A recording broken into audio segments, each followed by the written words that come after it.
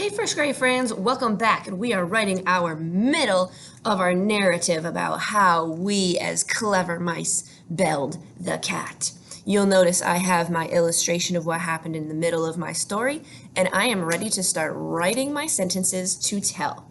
But a good writer is always going to plan across their fingers or go back and reread what they've already written to get their brains ready to write. So here's what we worked on yesterday. Yesterday we wrote our beginning using our temporal words. We had a couple of choices. One day, first, in the beginning, and I chose one day. And I said, one day I waited for the cat to fall asleep. It was time to bell the cat. Here I am, about to sneak up. Well, now I need to tell what happened in the middle.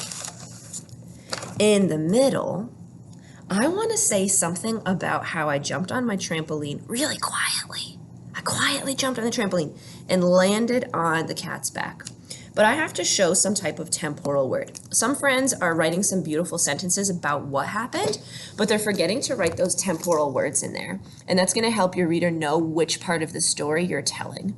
So I could say, next, blah, blah, blah, blah, blah. I could say, then, blah, blah, blah, blah, blah.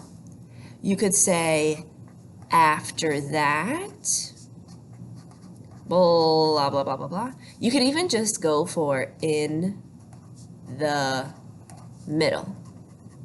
You want your reader to be able to figure out which part of the story you're telling. So it's best if you use one of these temporal words first, so then their brain knows, oh, hey, they're about to tell me the middle. I'm going to go with, next. I'm going with next. I want to say, next, I quietly jumped on the trampoline and landed on her back.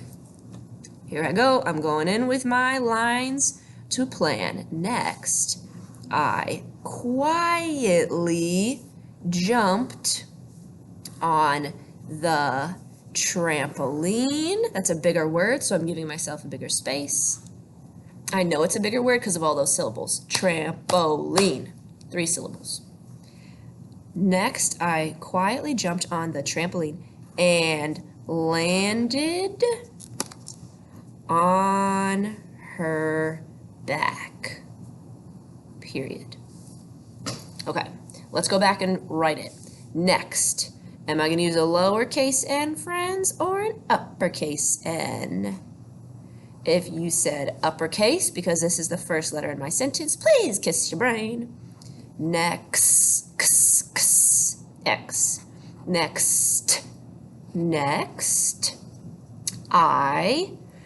sight word I, uppercase or lowercase? If you said uppercase, kiss your brain. Whenever we use the sight word I, it's always uppercase. Next, I jumped. Oh, jumped. Okay. Jumped already happened. I need to show the root word jump and then add a suffix that tells that something already happened. So let's write jump. J, like umbrella. U, jump. So my root word is jump. I want to turn this into jumped. It sounds like a T, but we don't have such thing as suffix T. We do have suffix ED. That tells us something already happened. Next, I jumped quietly. I need to also write another root word here. I have to write quiet and then add suffix ly for ly. Ly tells us how something was done. I did it quietly. I know QU gives me qui. I've got my long I.